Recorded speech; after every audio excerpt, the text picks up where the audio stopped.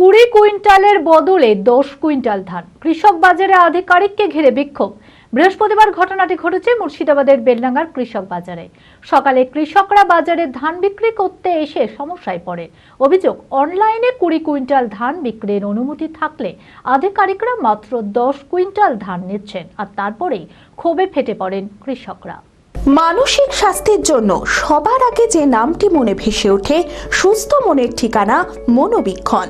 যোগাযোগ নাম্বার 7477799516।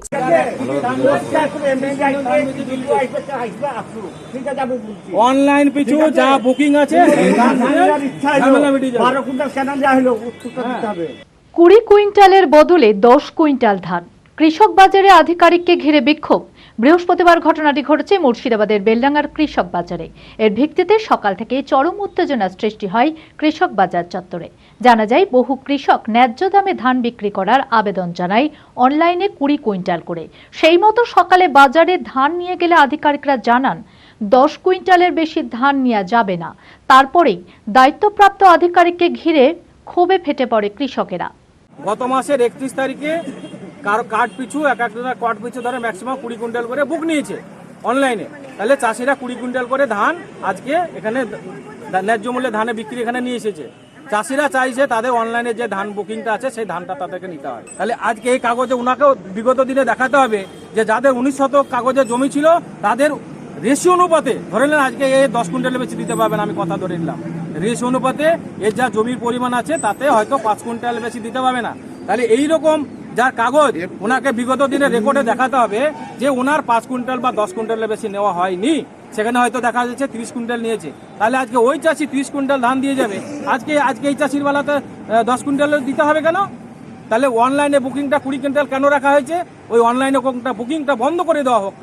তাহলে ওইখানে রেশিওটা দিয়ে দেওয়া হোক যে যার 1 বিঘা জমি আছে সে 5 কুইন্টাল দিতে পারবে, যার 2 বিঘা জমি আছে সে 10 কুইন্টাল দিতে পারবে, যার 1 একর জমি আছে অর্থাৎ 3 বিঘা জমি আছে সে 20 কুইন্টাল দিতে পারবে। সে ওখানে রেশিওটা করে দেওয়া হোক, আর না হলে এখানে নোটিশ সার্ভ করা হোক। পাচ্ছি না, এবার বুকিং পেয়েছি, আমি ধান কম দিতে পারছি, এই আমার অসুবিধা। কেন আমার তো ধান টোটাল হয়েছে, আমার কাছে টোটাল ধান আছে 20 কুইন্টাল, আমি ধান তো আমার আছে 10 কুইন্টাল, আমি আর 10 কুইন্টাল আবার আমাকে রাজ্যকে করতে হবে বুকিং, তারপর আবার আসতে হবে কামাই হয়ে। আমাদের তো সমস্যা, আমরা তো চাষি মানুষ।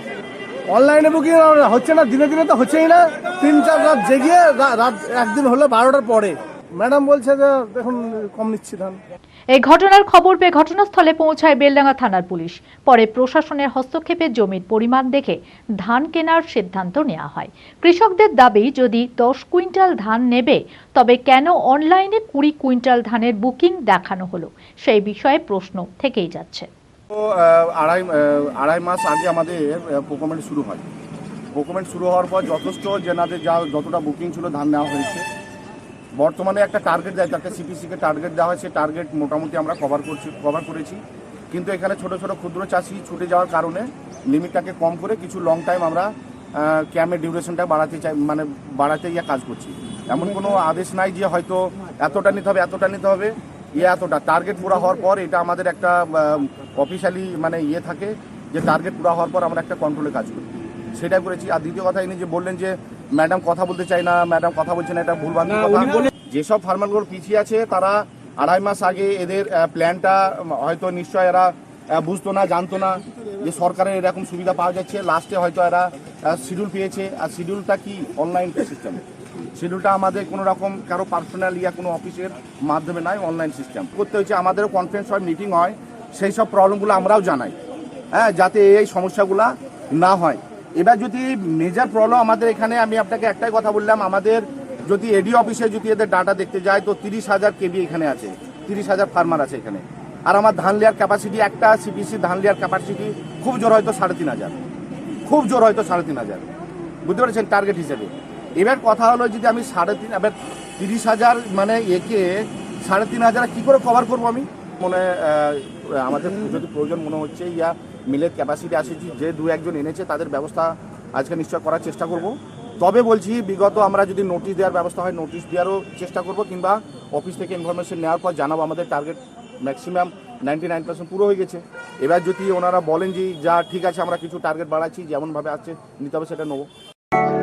LMET international school senior secondary school admission going on. সন্তানদের উজ্জ্বল ভবিষ্যৎ করতে আন্তর্জাতিক মানের সুসজ্জিত পরিকাঠামো নিয়ে এলো এলএমইটি ইন্টারন্যাশনাল স্কুল।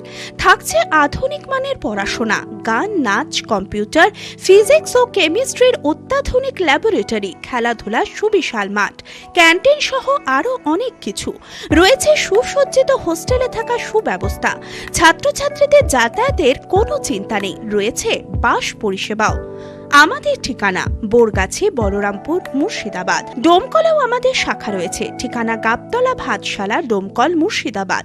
অপর শাখা চোয়া, হরিহরপাড়া থানার পাশে।